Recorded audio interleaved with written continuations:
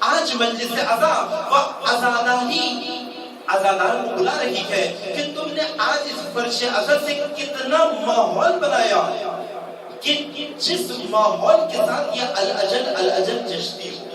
آپ کو معلوم ہے کہ سید الشہداء کی جو خط لکھی تھی اس میں بھی بڑا لکھتے تھے الاجل.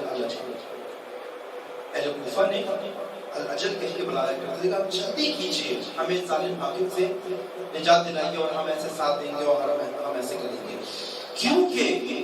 کیونکہ اپنے آپ کو اپنے زمانے کی حسینیت کے لیے تیار نہیں کیا تھا تو نہ کاروان سید الشہداء کا حصہ بنے، نہ شہدائے عاشورہ کا حصہ بنے، نہ بعد میں کاروان زینبی کا حصہ بنے. ہم کیسے یہ تصور رکھ سکتے ہیں عزاداران سید الشہداء کہ ہم ان تقاضوں کو جو آج کے امام کی نصرت کے لیے پورے کرنا ہماری ذمہ داریاں، ہمارے فرائض ہیں. اپنے دین کو سمجھنا، زمانے کو سمجھنا، امام کو سمجھنا، اپنے نظام کو سمجھنا، عزاداری کو سمجھنا، فرش عزا کو سمجھنا. اگر ہم یہ حق ادا نہ کر سکیں اور ہم کہیں ہم پھر بھی اپنے زمانے کے امام کے ساتھ ہیں. آپ دیکھیں سید الشہداء نے عصر عاشور اپنے کاروان سے باز کو نکلنے کے لیے کہا کہ آپ اس کاروان سے چلیں.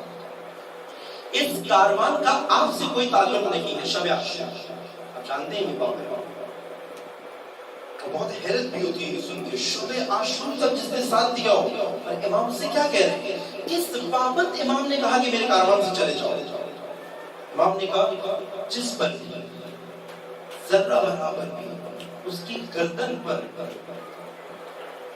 کوئی فریضہ ایسا تھا، کوئی ذمہ داری ایسی تھی، کوئی قرض اس کے اوپر ہو، حق الناس اس کے اوپر ہو اور وہ پھر بھی اس کاروان میں آ گیا تو میں یہ حکم دیتا ہوں وہ یہاں سے چلا جائے. اس کاروان میں اس کی جگہ نہیں ہے جو معاشرے کی ذمہ داریوں سے بھاگ کر یہاں پہ آیا. کیا ایسا ہو سکتا ہے سید الشہداء شب عاشور غیر ذمہ دار کو اپنے لشکر سے نکال رکھے کو اور مجھ غیر ذمہ دار کو فرش عزا میں قبول کر لے گا؟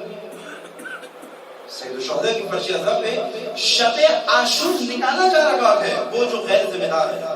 اپنے فرائض کی نسبت، لوگوں کے حقوق کی نسبت سید الشہداء نے وہاں یہ نہیں کہا میں ان کے ساتھ بہت زیادہ ہمدردی دکھاتا ہوں جن کو حقوق پورے نہیں مل رہے، میں ان کے ساتھ زیادہ ہمدردی دکھاتا ہوں جن کے حقوق پامال ہو گئے. سید الشہداء نے کہا جو اپنی ذمہ داریاں ادا نہیں کر رہے، یہ مہذبی لشکر میں شامل ہونے کا ایک روش، ایک سنت اور ایک سلیقہ ہے.